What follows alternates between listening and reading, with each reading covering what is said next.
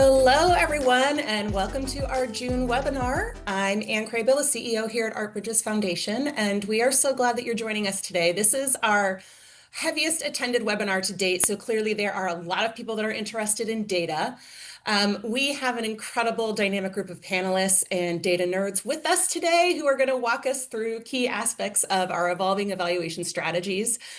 We'll begin with a brief overview of Art Bridges, just if we have any new folks that aren't familiar with our foundation, give you a little overview of our mission and how we aim to increase access to American art. And then we will hear from Julie Goss of Crystal Bridges and Claire Ertl from the Westmoreland Museum of American Art. And they will introduce us to COVES, which is the Collaboration for Ongoing Visitor Evaluation Studies framework and its applications. And then following that, our very own Max Fay from our Research and Evaluation Manager, he will provide insights into our broader evaluation process at Art Bridges. And then we'll take a closer look at how this work comes to life on the ground through two exciting case studies with our partners.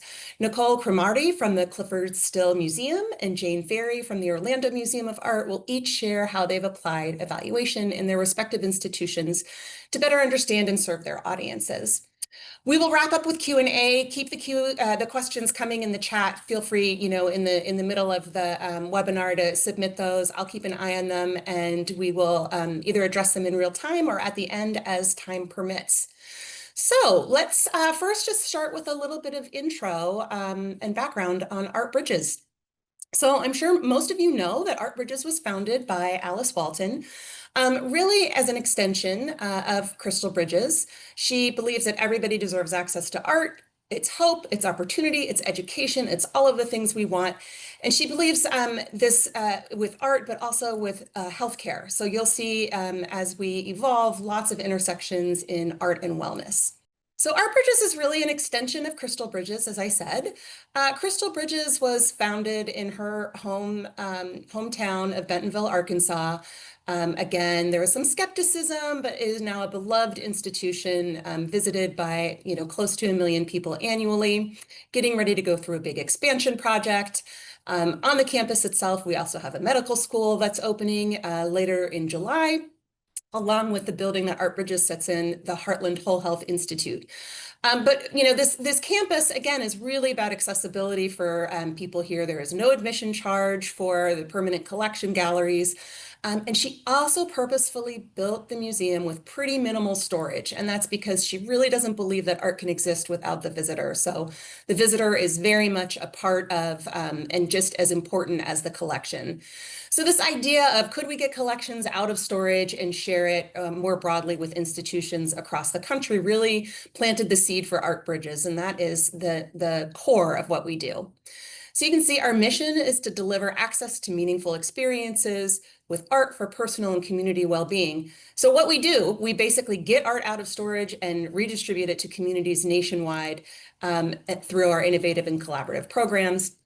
And what we hope to see in the future through this work is that we empower art museums to collaborate more effectively, no more just peer-to-peer lending, but lending really, really accessibly and generously, dismantling silos and developing flexible solutions to overcome barriers of access so that we can ensure that museums are inclusive for everyone.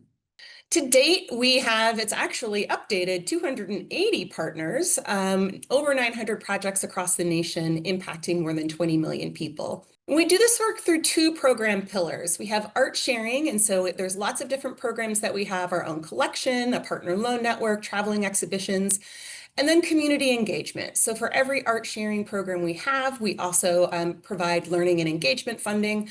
But what we're really going to focus on today in community engagement is evaluating our work. How do we know that we're impactful? How do we know that we are moving the needle? So as we continue our journey today, we are eager to demonstrate how Art Bridges can elevate the reach and cultural impact of your museum, not just through the artworks that we share, but through the insights we gain from our audiences and communities. So one of the most powerful tools we've adopted in this effort is COVES, as I said, the Collaboration for Ongoing Visitor Engagement Studies, which is a field-wide evaluation initiative that empowers museums to collect, analyze, and act on real-time visitor feedback. It allows us to better understand who our visitors are, why they choose to visit, what they experienced, and how they felt about it. So, to further explore COVES and introduce you all to this work, I'm thrilled to welcome Julie Goss, Chief Strategy Officer at Crystal Bridges Museum of American Art, and Claire Ertl, who I'm so happy to see. I used to work with at the Westmoreland Museum of American Art, their Director of Marketing and Public Relations. And they'll share both a broader overview of the COVES program, but also how Claire has implemented this work at the Westmoreland. So I'll turn it over to you, Julie. Okay, thanks so much for having me. Like Anne said, I'm Julie Goss, Chief Strategy Officer at Crystal Bridges and the Momentary. I'm so excited today to talk about COVES. I'll give a high-level overview, and then Claire will share about what it looks like in action at her site.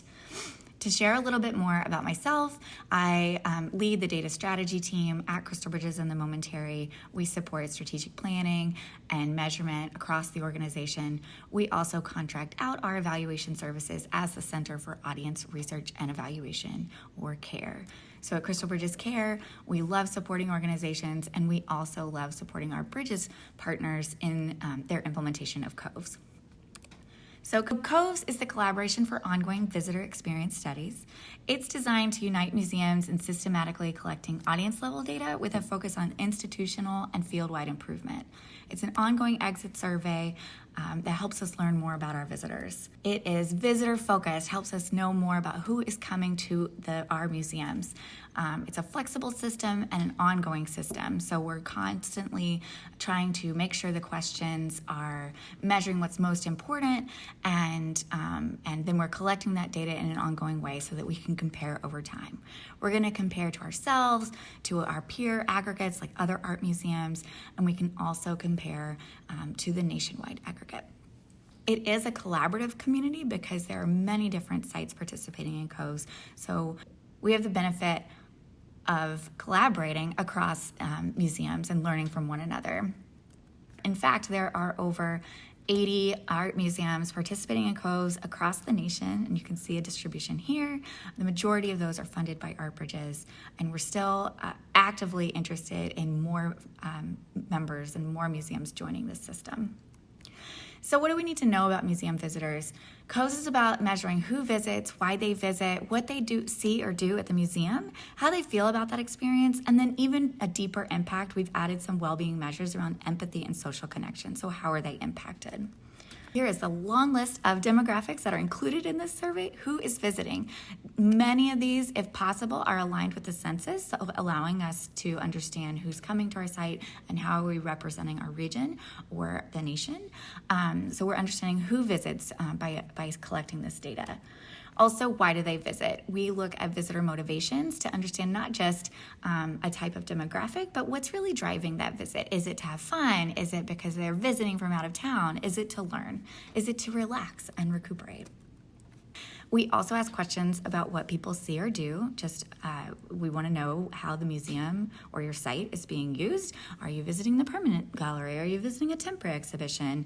Are you going to other offerings like a coffee bar, the store? That list is customizable based on what your museum offers, and we'll list like the name of the temporary exhibition that's on view at that time, so you can really understand what's happening and how people are engaging with their experience.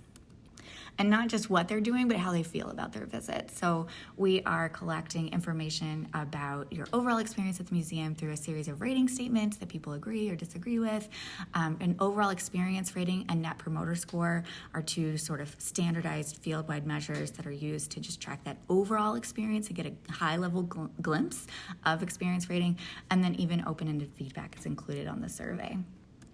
Here's a glimpse at that, those well-being measures that I mentioned, empathy and social connection, and the items that are included in that to understand if during a person's visit they felt some of these aspects. So I'll share just a few little high-level data points from those aggregate data before Claire jumps in and shares some more about her site. But here's an overview of the motivation question. So you can see across all art museums participating in COVES, the majority are visiting for social enjoyment, to spend time together or for fun.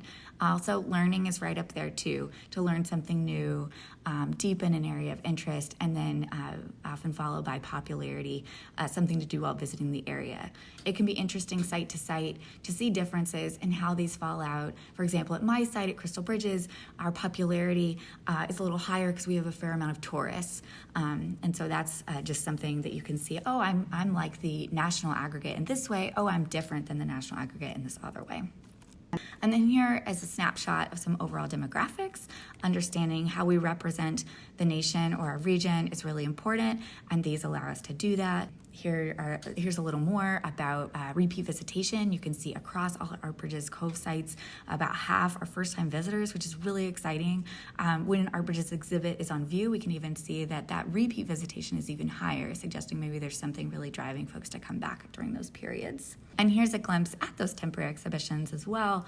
And there's where you can see that motivation variation. So a lot of people coming for learning specifically while an ArtBridge's exhibition is on view.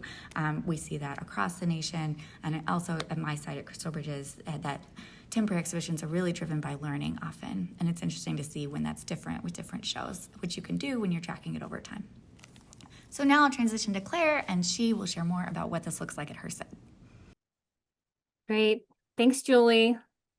So I'm just going to start with a brief introduction of our museum. The Westmoreland Museum of American Art, or the Westmoreland, is the only museum dedicated to American art in the western half of the state of Pennsylvania. We're located in the Laurel Highlands region, which is about 35 miles southeast of Pittsburgh, in Greensburg, Pennsylvania, which is the county seat of Westmoreland County.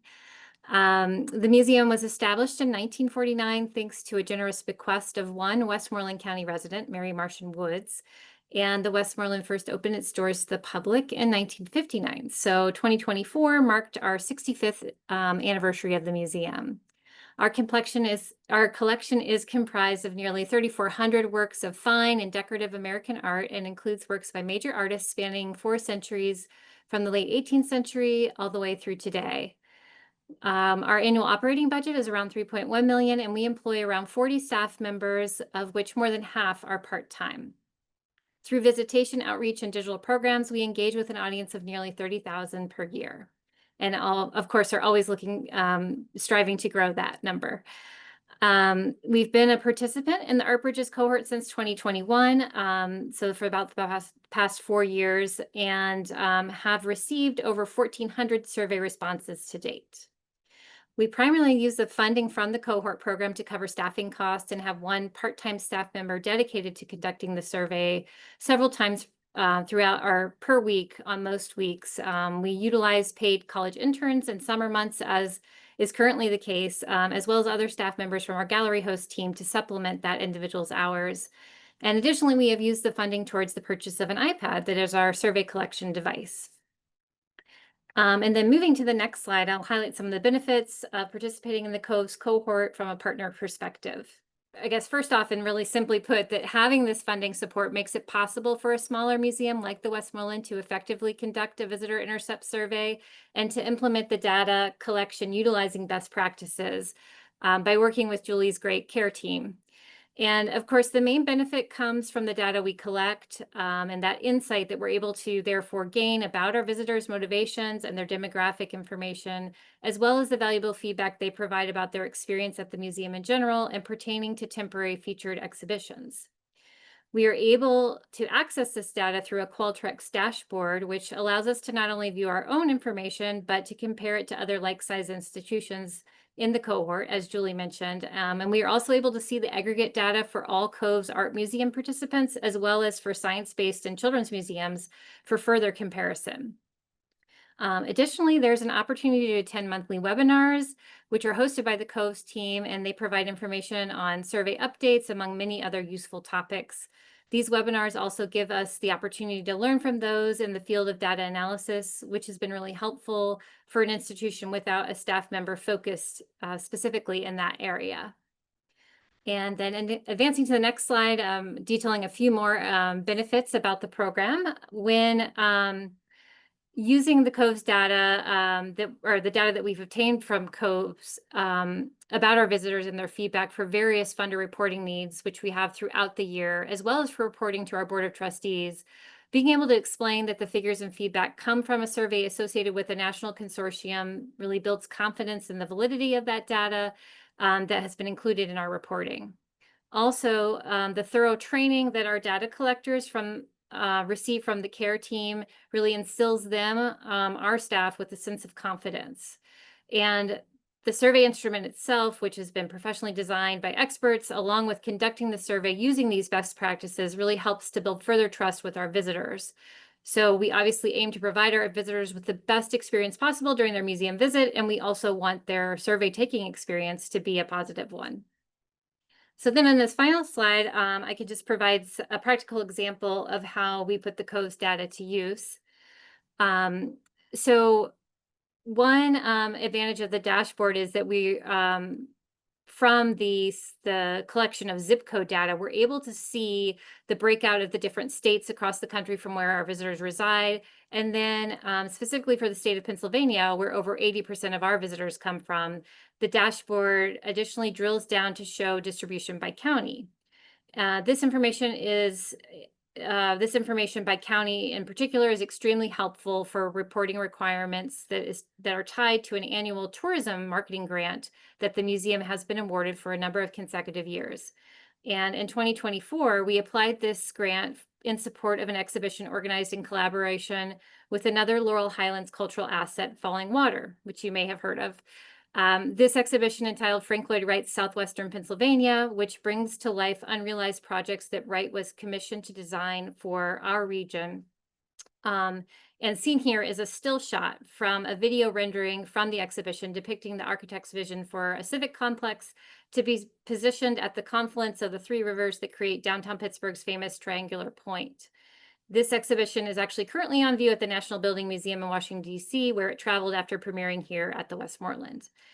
And so being able to, or having the capability to pull the data in a custom date range, aligning with the run of the exhibition, and then comparing that to our all-time data, we were able to show that our normal visitor county distribution, which is nearly 50% from Westmoreland County, where the museum is located, versus 38% from neighboring Allegheny County, where Pittsburgh is located, was essentially flipped for the Frank Lloyd Wright Southwestern Pennsylvania exhibition. And for that exhibition, nearly 50% came from Allegheny County and 37% from Westmoreland County. So attracting visitors from Allegheny County is also important to the museum for meeting our strategic priorities of growing and diversifying our audience, with Allegheny County being substantially more diverse in terms of race and ethnicity than Westmoreland County is. So I hope that practical example was helpful, and then I will pass it back to Anne. Thank you, Claire and Julie.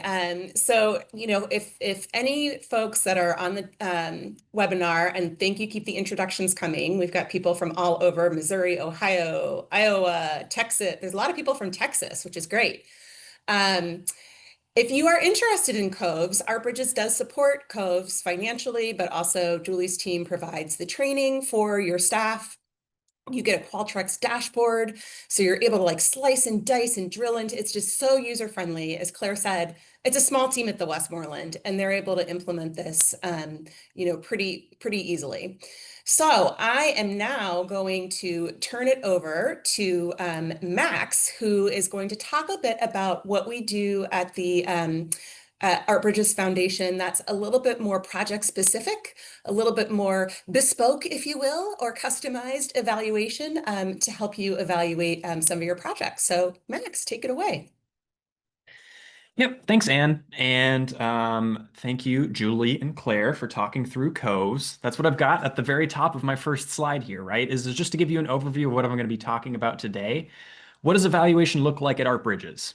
Of course, we just talked about COVES, and there's not much more that I can say about it that Julie and Claire didn't succinctly describe. So just piggybacking off of what everyone said, please reach out to us if this seems like some data that you'd be interested in. But we do more than just COVES, right? Today, I'm going to talk a little bit about how ArtBridges conceptualize outcomes, goals, and measurements as it pertains to our projects, how that feeds into a pipeline of potential work and evaluation with us, and then lastly, some toolkits that we've been developing to further support our partners in their evaluation work. So in any one of our projects, in any one of our art sharing projects, we like to think about what the primary goals or outcomes are that our partners are really driving towards in that project, right? And so those outcomes fall within 7 major buckets. And so across all of our program arms, our partners will be thinking through what goals they have for their exhibition, what goals they have for their learning and engagement programming, and the evaluation team will be helping to consult our partners and kind of work in thought partnership to think through which outcomes and which goals pertain best to this particular project, right? How can those be realized, and how can they effectively be measured? So moving on to the next slide. We really, like I said, we want to work as the evaluation team here with our partners in a collaborative way where we're bouncing ideas back and forth, right? And so over and above just that high level consultation about those goals and those outcomes associated with the projects, the evaluation team can do more, right? We can help provide evaluation awards with which our partners can do more research in a bespoke fashion, like Anne was saying, to really realize the quantification and understanding of the goals that our partners have set out on their projects. So that can take many forms, right? Evaluation can, at a very high level, right? It can come on front end, right? To understand the landscape of your visitorship, for example, heading into a potential exhibition. It can be formative, right, which is understanding the run of some programming or an exhibition in the midst of it, right, and learning what can be improved about a current project. Or it can be summative, right? The project is complete, and we really want to understand what went well, what didn't go well, what can be improved and learned upon moving forward. So the point here is that our partners can work with us to determine which stage of the project they're in, what the time course of the project is, and what their goals are, right? And kind of a complex interaction of all of those things can lead to the potential for us here at ArtBridges to either do more evaluation work with our partners or fund more work with our partners. And so those are the paths that we can take here, right? Is that either the ArtBridges evaluation team can provide direct support to our partners across the country, which Jane will talk a little bit about at the end of our presentation today. We can fund an evaluation award that can be done either through in partnership with Julie and her team at Crystal Bridges Care, or if there's already an existing relationship, then that research can be done through an external evaluator, which is something that we're going to hear about with Nicole and the Clyfford Still project again after I'm done talking. So moving on to the next slide here. We have also really been just wanting to support our partners in their evaluation efforts over and above some of the work that we can either fund that they do with evaluators or that we do in collaboration with them. And to that end, we've been developing some toolkits. The first of these toolkits was created in collaboration yet again with our amazing colleagues over at Crystal Bridges, Julie Goss and Crystal Bridges Care, and that's our general research toolkit. Let me take a step back and say that in the post-webinar email that you will all be receiving, it will include both of these toolkits that I'm talking about. So if you're like, wow, these sound really cool, you guys will all have them and you can look at them and email me if you want to know more. But that general research toolkit talks about an overview of those outcomes, goals, and metrics that I was just talking about a few minutes ago. It talks about the different types of research that can be done and examples of them. It gives examples of research questions and information about creating your own surveys and your own interviews and your own methods to better increase the capacity and just try to provide resources to our partners so that they can do research and feel empowered to do it on their own. Something else that is kind of hot off the press that we've been working on recently is that there's a lot of research to suggest the positive impacts of the arts on people's well-being and wellness. And so to that end, we've been creating a wellness research toolkit, which is kind of in addition to that general research toolkit. This includes validated wellness measures for museum partners to use, descriptions of how to use them and how to score them with proper interpretation. So moving on to the next slide here. This art and wellness toolkit is based on peer-reviewed, science-backed wellness measures, broken out into 4 primary wellness categories of emotional, social, cognitive, and physical. Today, I just want to take a brief look at just the emotional well-being portion of our toolkit that we've put together. What we know from the research, from the literature, is that the arts can spark powerful emotional responses, can reduce stress, or just boost overall emotional well-being. And so, to that end, we want to be able to provide our partners with validated measures to measure those exact outcomes. And so, on the next slide here is an example of 3 different emotional well-being scales that we've kind of put into this toolkit. This is just a very high-level description of these 3 scales. The toolkit also includes the links to the scales themselves, how to score them, how to use them, how to interpret them. It's a one-stop shop, right? But just drilling down on these 3 here, we've included the core Art Museum Survey for Well-Being, which is from the Humanities and Human Flourishing Project at the University of Pennsylvania. This is an amazing scale that allows your visitors to talk about their experience. It includes a wide variety of emotional well-being factors, from their connection to other people in their life, to empathy, and to social well-being. We include another scale of the brief mood introspection scale. This is much more, this is a very quick scale. It includes measures of how visitors are feeling, and allows a really great kind of ability to score pre and post programming. And then lastly, yet again, shouting out Jane here, we've also included a more clinical scale, the State Trait Anxiety Inventory, or STAI. And this is a measure of exactly what it sounds like, present moment anxiety, right? And partners could potentially use this in programming or in conjunction with something that's intended to reduce anxiety, and see if those impacts are actually being observed in their visitors. Just wrapping up everything that I've said, right?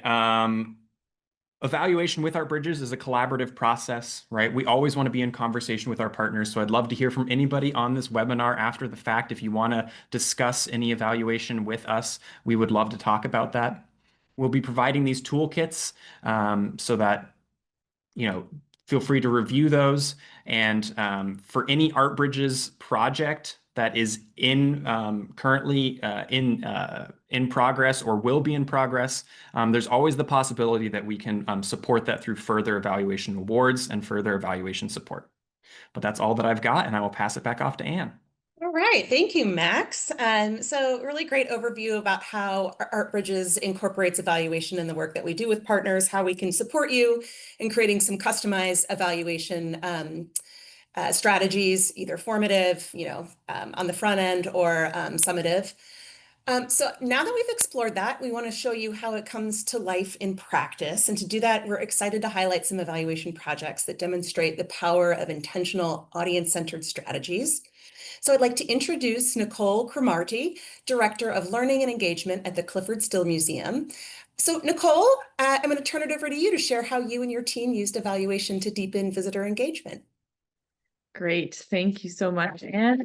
Thank you so much for the opportunity to share some of our current evaluation work at the Clyfford Still Museum, conducted in partnership with First Light Education Project and the Art Bridges Foundation. I'd like to briefly introduce the museum and share a bit about our journey in evaluating our co-creation work with children. On the next slide, you'll see images of the Clyfford Still Museum, which opened in Denver, Colorado in 2011 to preserve and exhibit the work of abstract expressionist artist Clyfford Still. The museum now houses approximately 93% of his lifetime output, making it one of the most comprehensive single artist collections. On the next slide, you'll see that in addition to the abstract paintings visitors might expect to see at the museum, the collection also includes Still's earlier representational works, such as drawings and paintings created in the 1930s on the Colville Confederated Tribes Reservation, like you see here. These works sparked a partnership between the museum and the Colville tribes in Washington State. So now I'm going to take you back to 2019 when the Clyfford Still Museum launched what would become a transformative project, which was co-curating an exhibition with our youngest community members. We embraced a broad definition of curation, treating this not as a cute or performative project, but as a serious experiment in sharing authority with our community, especially with an audience that the museum had not previously engaged. Local children ages 6 months to 8 years are co-curators, selected objects and contributed to label texts and audio guides, led curatorial tours, and one co-curator even gave a press interview. Opening in the spring of 2022, Clyfford Still Art and the Young Mind exhibition elevated the voices of young children like the two you see here, challenged the myth that abstract art was too esoteric for them, and sent a public signal of the museum's commitment to inclusivity and an invitation to all audiences of all ages.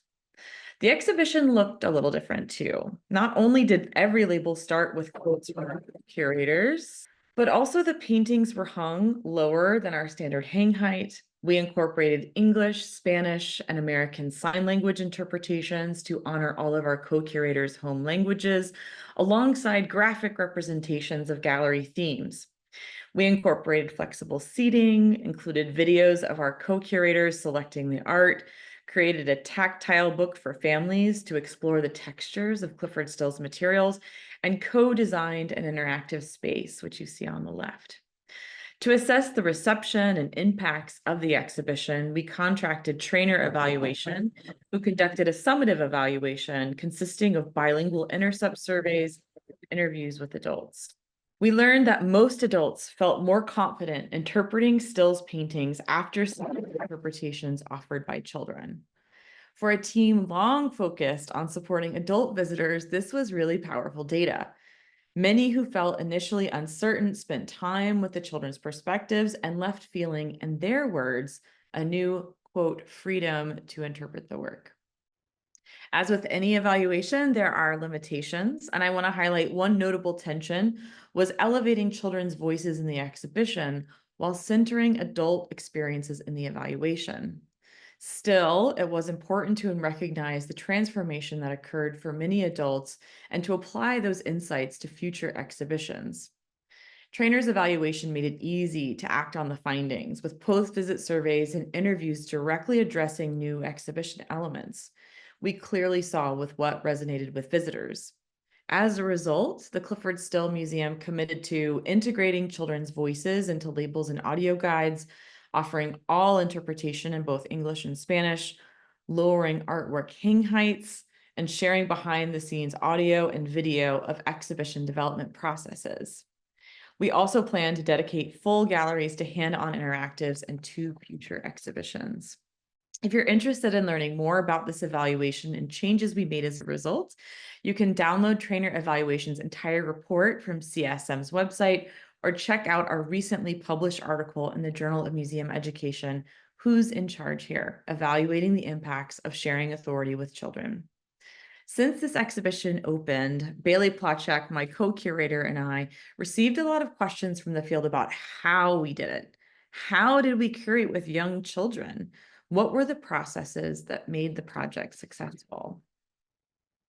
Soon after the closing of Clyfford Still Art and the Young Mind, our tribal advisors from the Colville Confederated Tribes asked CSM to include children in our partnership.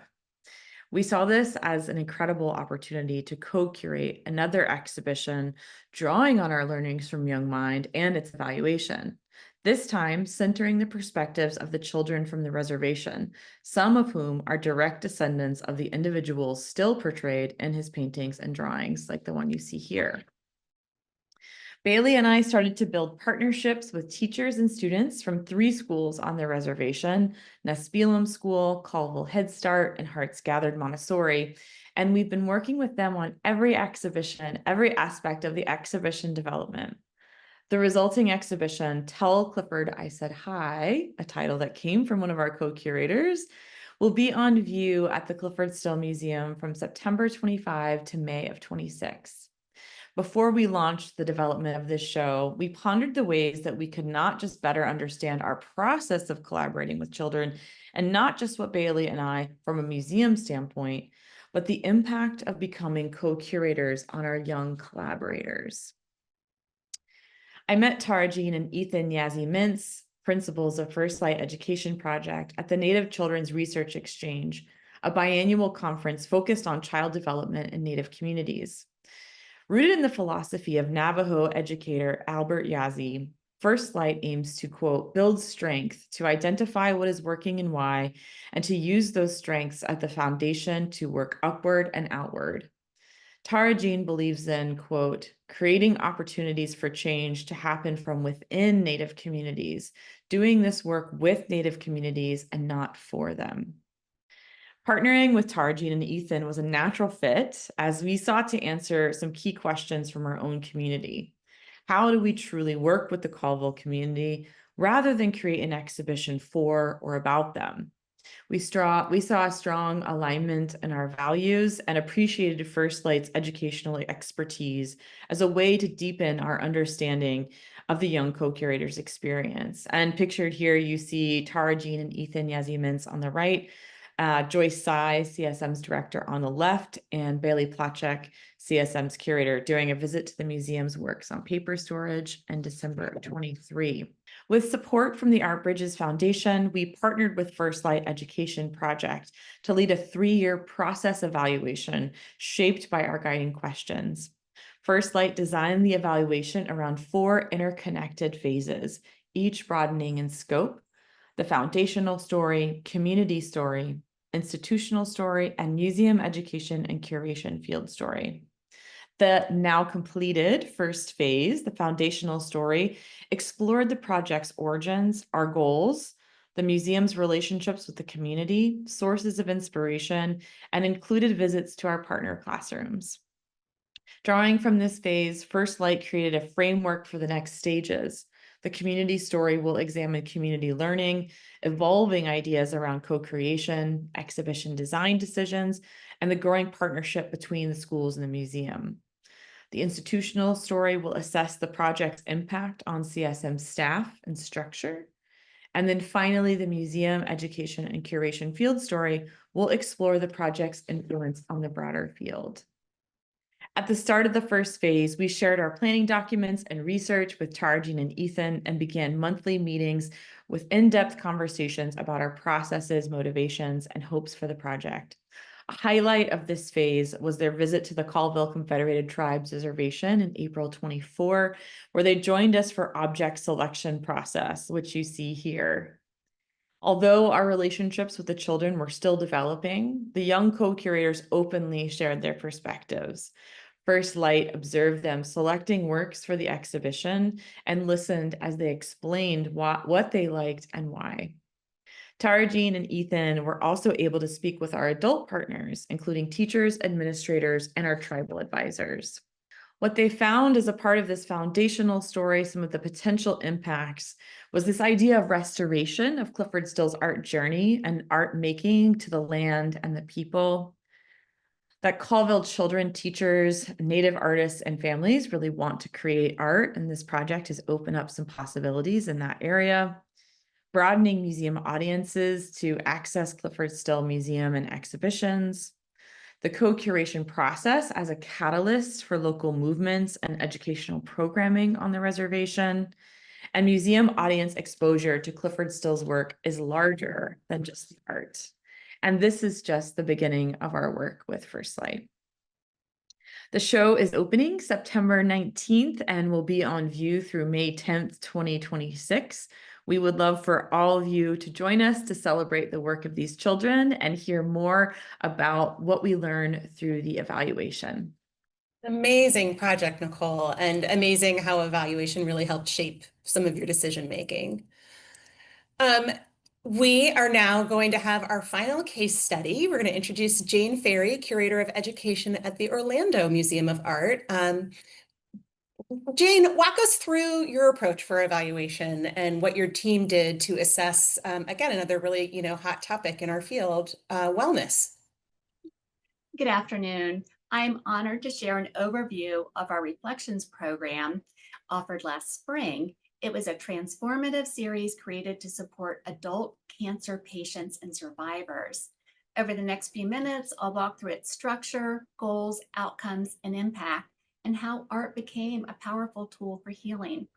We set out to create something truly different, interdisciplinary, inclusive, and able to welcome new audiences. We're very grateful to Art Bridges for their learning and engagement funding, which made this pilot possible.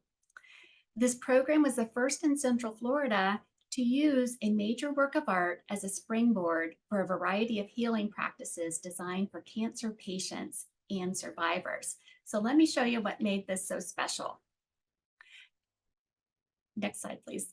At the heart of Reflections was Bill Viola's Moving Stillness, Mount Rainier, 1979, a meditative video installation that shows an image of the mountain mirrored in the water, which is periodically gently disrupted and then restored. And we were thrilled to have this loan from Art Bridges, and it was perfect for this program. The work is 10 feet wide by 20 feet long with a pool of water 8 inches deep. The atmosphere, which was a serene and dark gallery, made it, and the artwork gave the participants a quiet and soothing space for contemplation and for everything that followed. Building on one of our ongoing art and wellness programs called Illume, Reflections came from the need to be inclusive of all cancers and serve more survivors in the community. Illume is a multi-day program exclusively for breast cancer survivors post-treatment and includes gallery discussions, meditation, and art activities, all centered around healing and expressing emotions through art. Over the past few years, I would receive calls from people wanting to register for Illume, but they didn't have breast cancer. They had ovarian or prostate cancer or blood disorders, and I would tell them if we ever offered a program for other types of cancer, I would let them know. And with Reflections, I finally got to reach out with good news. And we wanted to serve people beyond just one diagnosis to open the door for anyone impacted by cancer. Through Reflections, we created a peaceful, non-clinical setting where participants could explore mindfulness, movement, and self-expression, all inspired by art. The program included 4 90-minute Saturday morning sessions scheduled when the museum was closed to the public.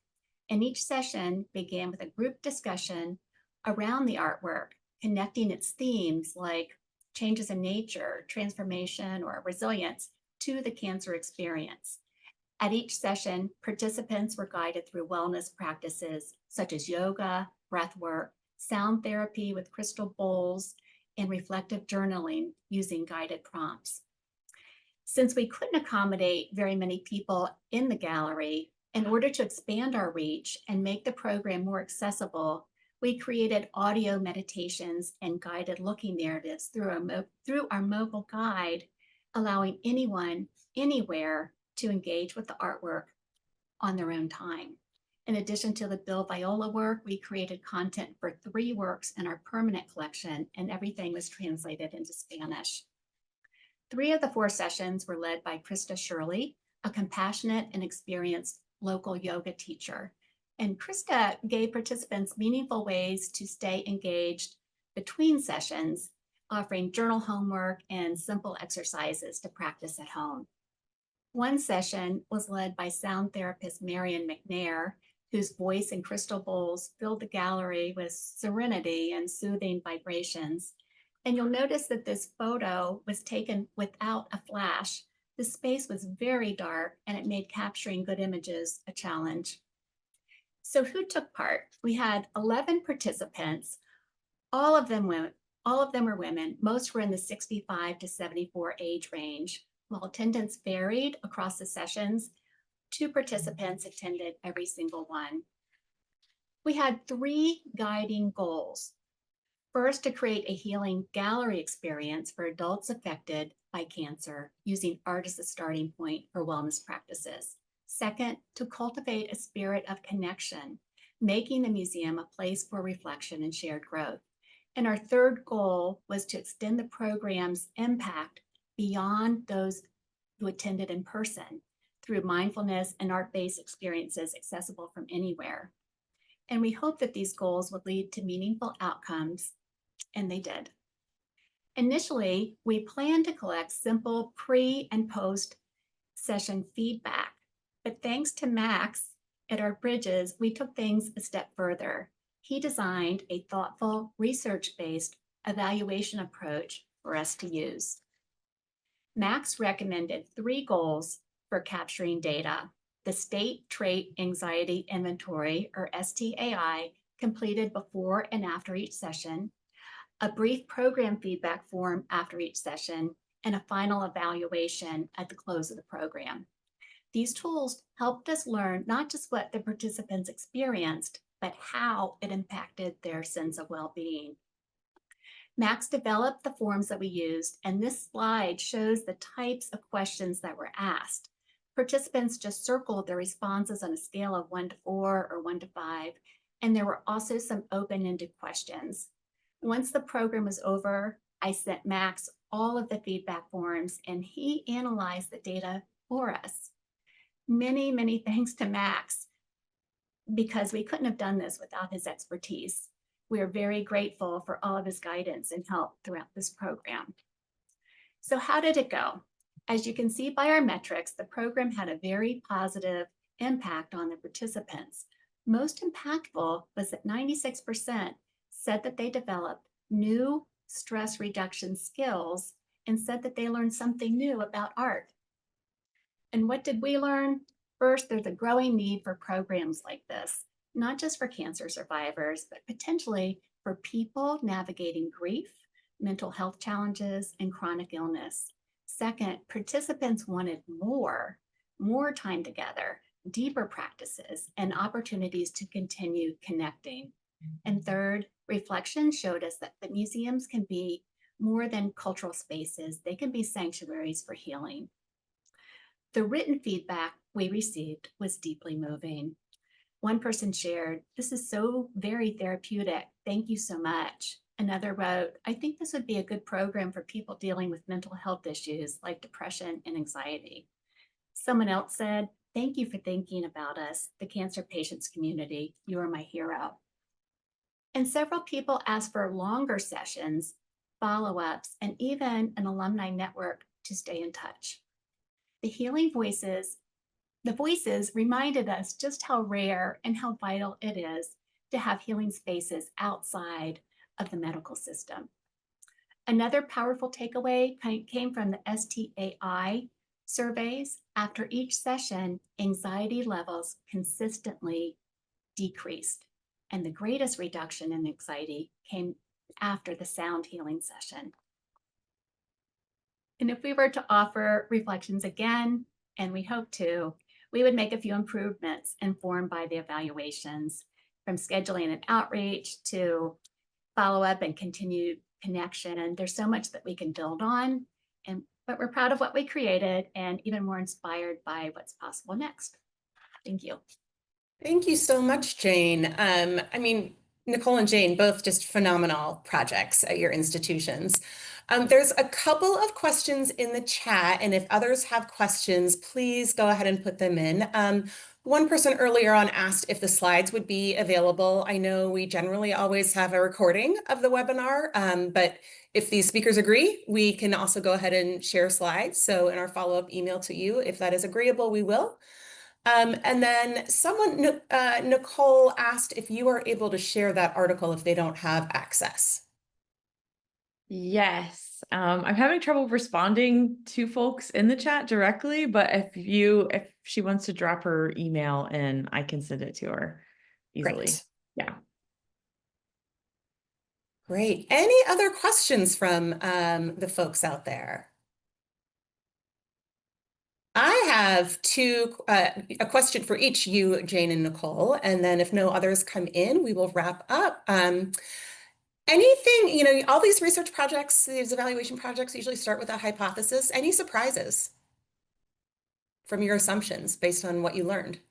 I was Jane. surprised that people wanted hands-on, they instead of just the gallery. But this program was designed just for the gallery. And we just Ah, did it once a month, and they also wanted more. They thought that that wasn't enough time.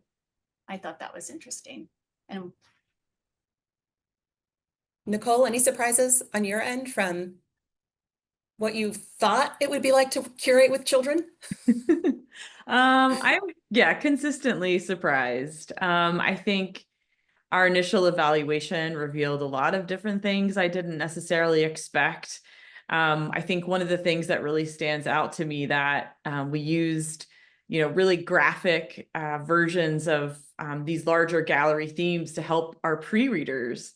And we learned that that was helping our traditional adult audience as well understand the themes, which really surprised me. And it just goes back to this idea when you make exhibitions accessible for one group of people, it often helps all people who are coming to your museum, which is something I know, but I think that particular example was a really powerful remander to me.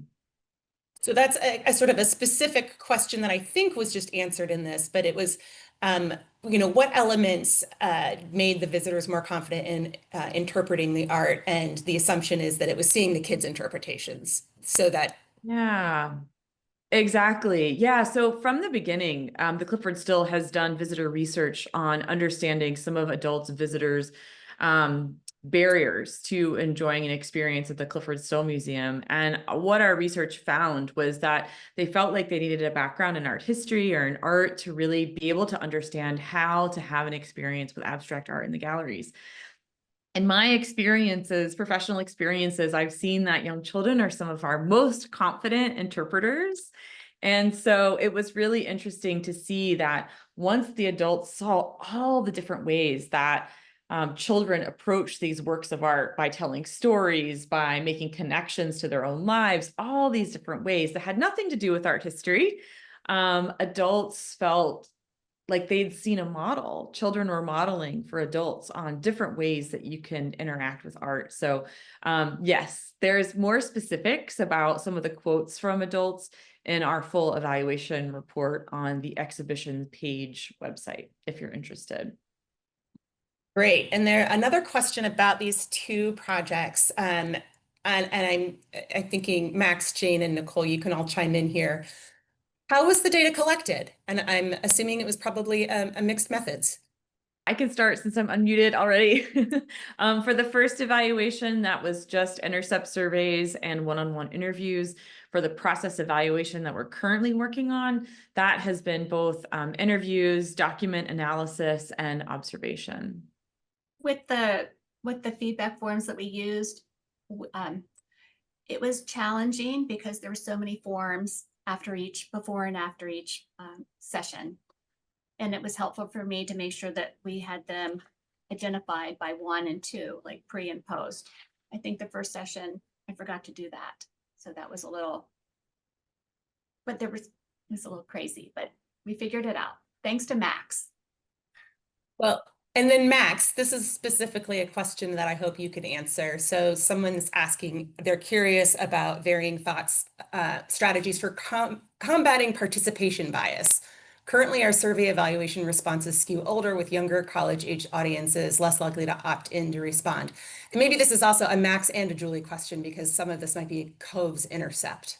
Yeah, I mean, it's a persistent problem in research, right? That doesn't always have an amazing answer. And so, it really depends on the project, right?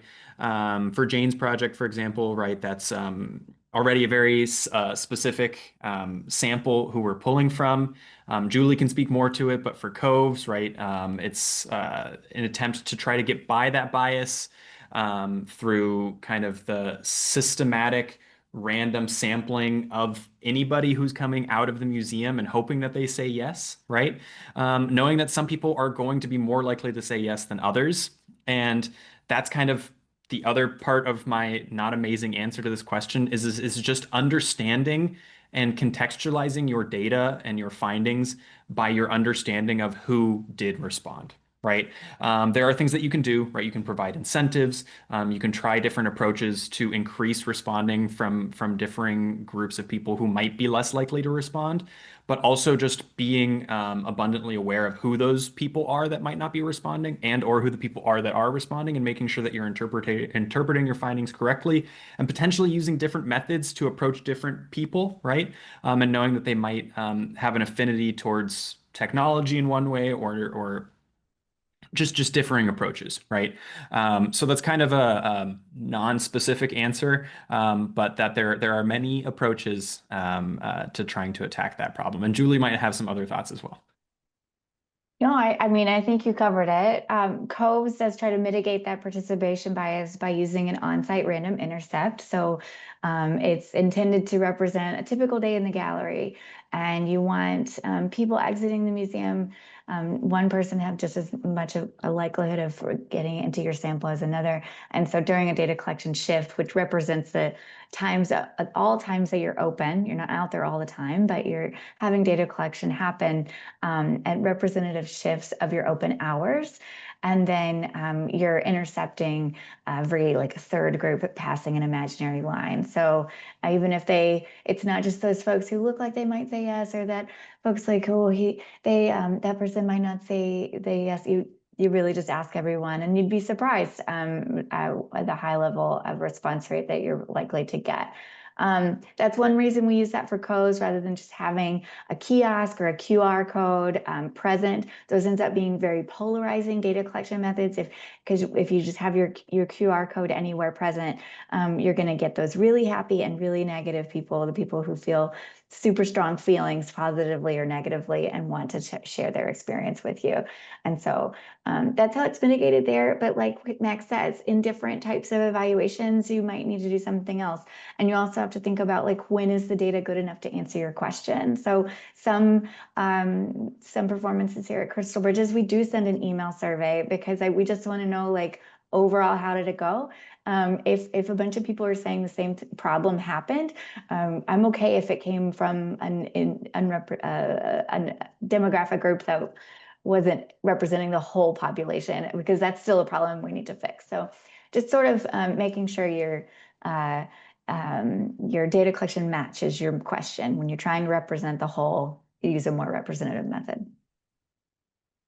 Great. Well, thanks to all of our panelists. Really, really wonderful webinar. For those of you that have tuned in, if you need support, want to reach out to ArtBridges, talk through evaluation projects and COVES, please reach out. We will be sending follow-up email. We've got lots of emails in the chat that want the article, slides, recording, and then stay tuned for our next webinar coming up. Thank you all.